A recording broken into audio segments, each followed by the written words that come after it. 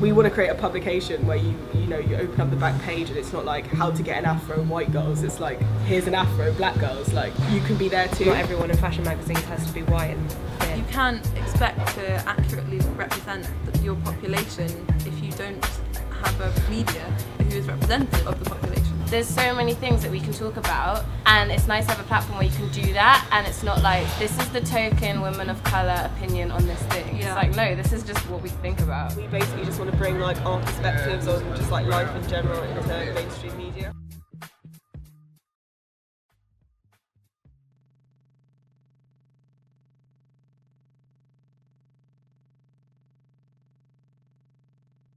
Want diversity too, like in white media you've got the nerdy girl, you've got the really sassy one, you've got all of these different things, but with us we're just like this homogenous group, like this is all that we are.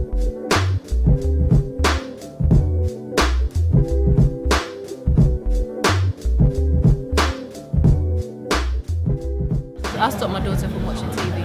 Yeah. So I feel like she learns more from what, like, seeing us, because how we're portrayed on TV, I don't want her to learn that. I feel like it's poisoning her mind. You have to search really deep to find someone you can look up to. I used to buy lots of hair and beauty magazines, and one day I was like, I don't see anyone in these magazines that look like me, like, but why am I obsessed with buying it and aspiring to look like these women? A lot of advertising and stuff like that still sort of caters to women not really of colour. If you look on TV and you see all the makeup ads, it's always some very pretty white woman getting her face done. It's like, I would love to see someone of colour having their face look perfect. It'd just be nice to see more of a variety than one kind of thing that everyone's trying to aspire to, but not everyone can achieve. You know, it would be a lie to say there's nothing negative going on in the black community, but show us in positive as well. What's in the media these days is always refugees, migrants, something's gone wrong and it's somebody of colour. I think if people are aware that what they say or how they phrase things can be offensive to certain people, then they might be more aware of what they say.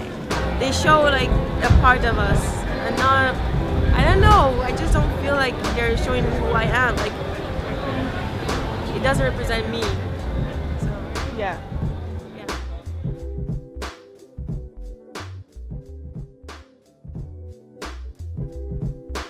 gal-dem is an all-female creative collective hub which is written, run and controlled by us as women of colour. It's anything we want it to be. We've got no like boundaries. gal-dem is something that we want to do from our perspective. Just everything that's wide-ranging and interesting might not be covered on mainstream sort of media. As people of color, I think like the medium that we refer to is often repeated. Like there's the go-to movies and go-to like films, and with gal-dem we kind of have something now that's ongoing, something that's reoccurring, it's contemporary, it's keeping up with updates.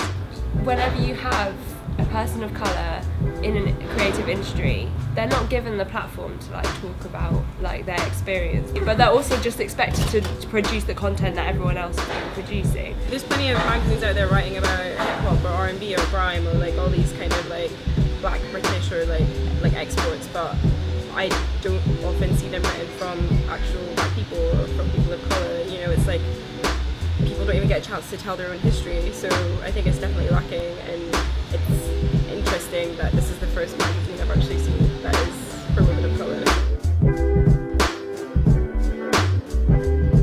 It's just a great way for all of us to come together and like learn from each other, and we're all so young, so this is so exciting. Things are only going to get improved and get better.